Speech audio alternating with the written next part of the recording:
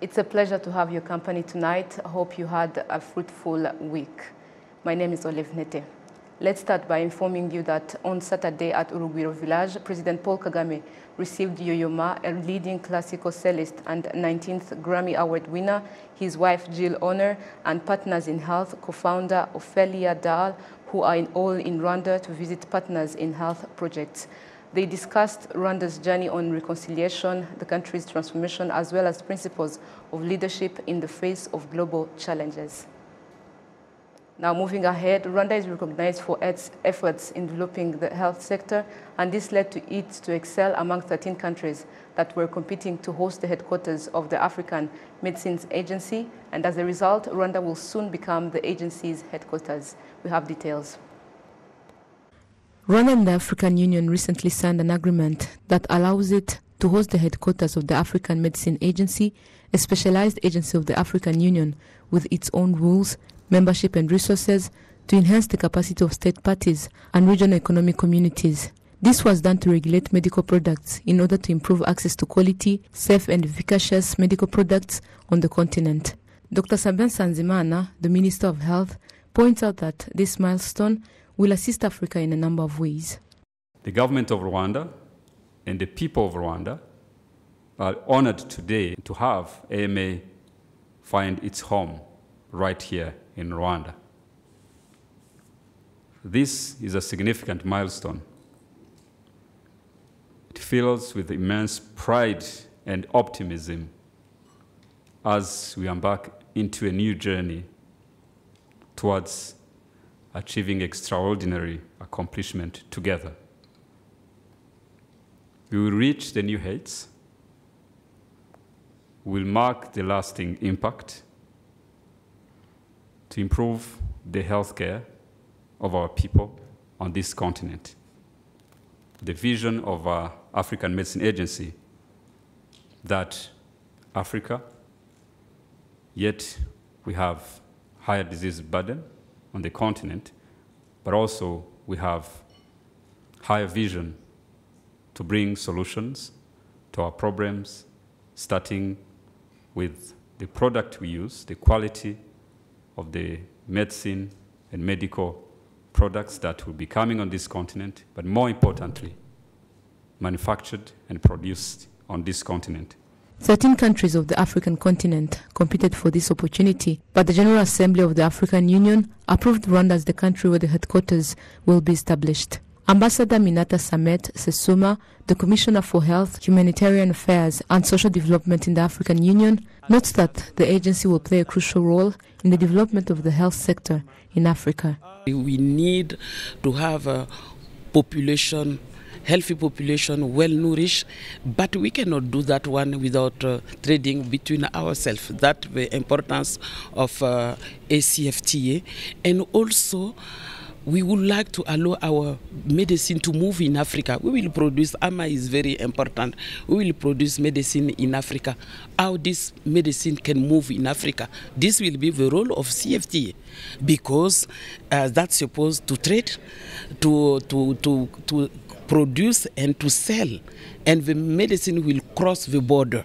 In 2019, due to the fact that weak regulatory systems have resulted in the circulation of substandard and falsified medical products in many African Union member states, posing risk to public health, harming patients and undermining confidence in healthcare delivery systems, the General Assembly of the African Union established the African Medical Agency to address these challenges.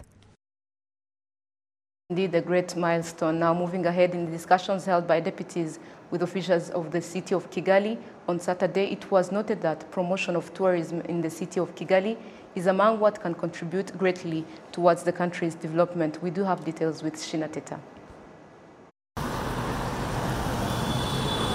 Some of the commuters in Kigali city say that urban mobility is sometimes a problem for them. Sometimes you are stuck and you end up delaying to get to your destination due to vehicles on the road, fearing to hit by either a car or a motor vehicle.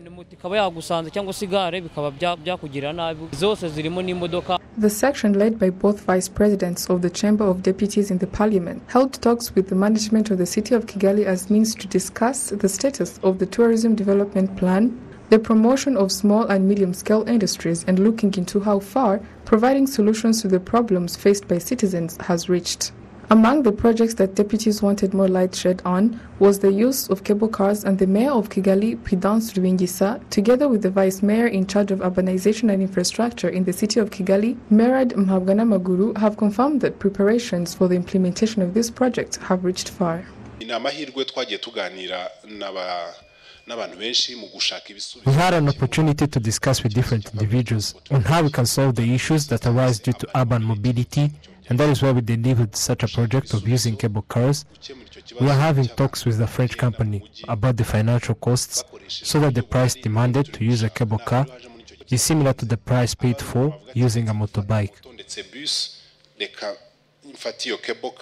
The Deputy Speaker of the Chamber of Deputies, Ida Mukabagwiza, also says that there should be found a financial budget to finance this implementation. If the budget is deficit, it will be a challenge, but we have to make it our own responsibility because the settlement rate of Kigali City keeps increasing and therefore cannot be combined with vehicles and tourists. Kigali should be like other big cities recognized internationally. The project is already financed, and what we need is investors to invest in it.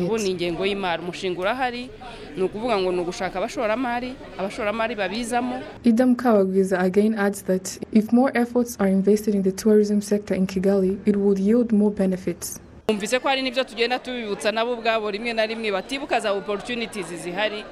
We have also reminded them about the opportunities that arise due to tourism promotion.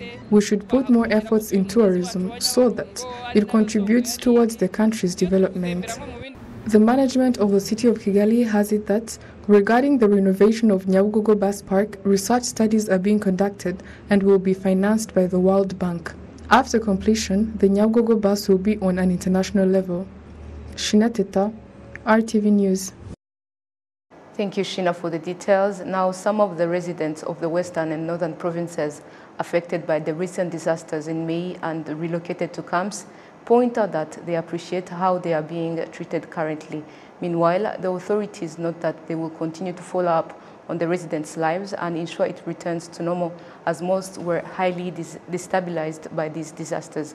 Prince Manzi has this report. Hadija Nijena used to be an entrepreneur in the Rugerero sector. She stays the disasters hit shortly after being provided with a bank loan, but unfortunately, her goods were flown away by floods. She's concerned with how she will pay back. The loan was to be paid in 2 years and 4 months. I used to pay 40,000 every month, and I was only done with 2 months. And seriously speaking, I cannot say that the fund supported me in any means, because everything that I had was perished. And yet recently, when the date of payment reached, they wrote to me asking to pay back. I tried to explain, but they insisted that I have to. Apart from Hadija, there are also other citizens who are supported in renting houses in various sectors of Rubavu district, as well as in other districts affected by disasters. These residents appreciate how they are being taken care of. And they suggested us to return back, and we are concerned because our homes were affected by disasters. But rather, we were taken here, and they took care of us. If it were not for the president's support, we wouldn't be here. The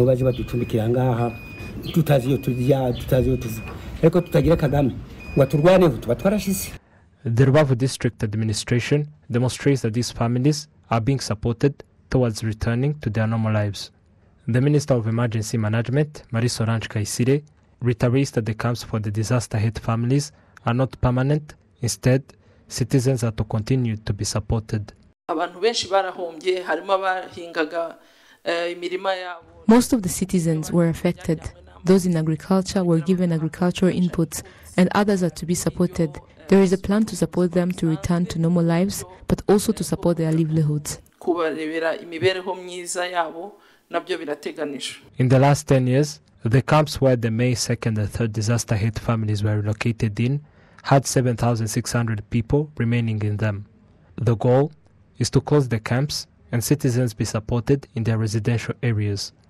Prince Manzi, RwandaTV News.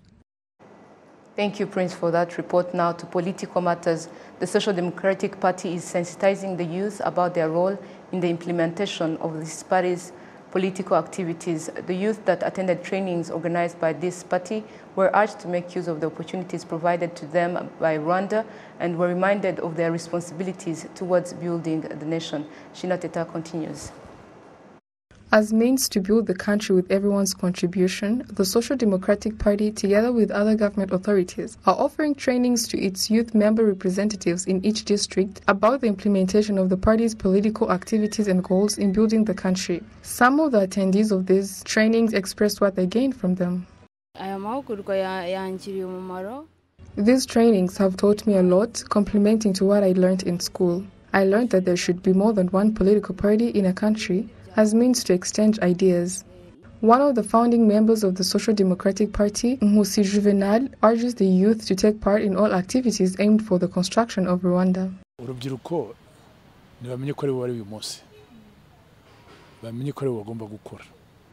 The youth ought to know that they are the country's hope. They should know their roles and responsibilities and work hard to build the country.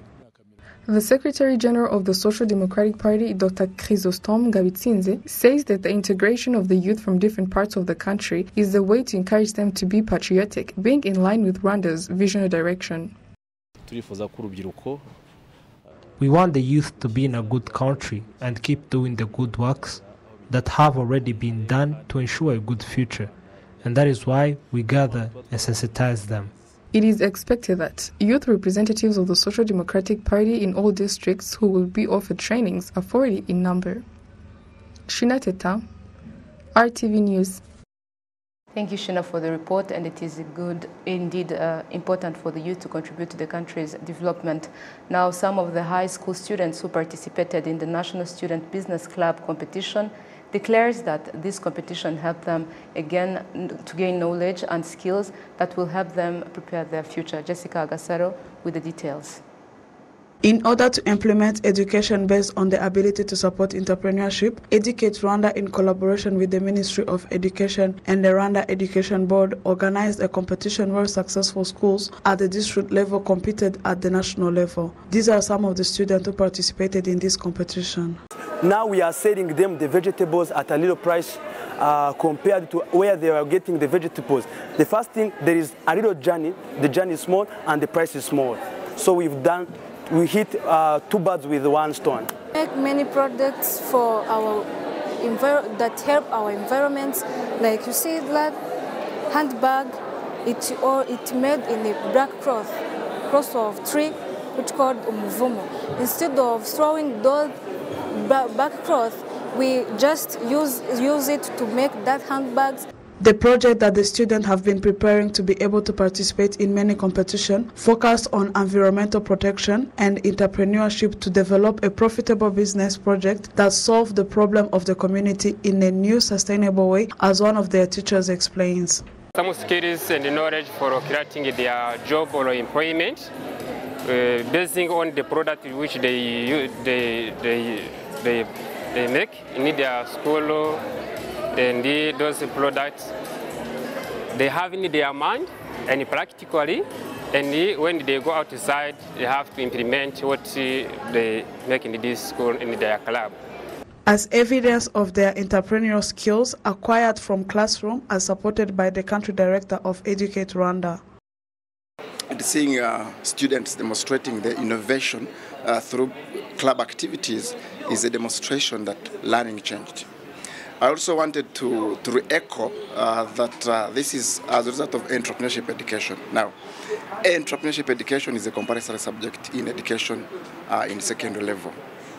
What that means is that this subject helps to bring together all other subjects, whether it is science, whether it is biology, whether it is chemistry, English, into one space where they can practically demonstrate all those theories and competencies and attitudes that they have got from learning other subjects. That's why we have 18 schools here competing, demonstrating competencies in education.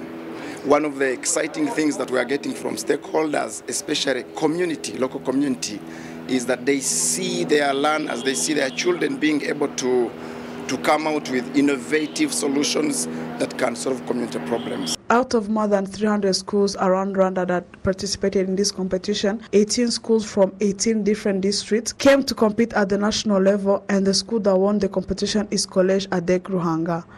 Jessica Agasaro, RwandaTV News.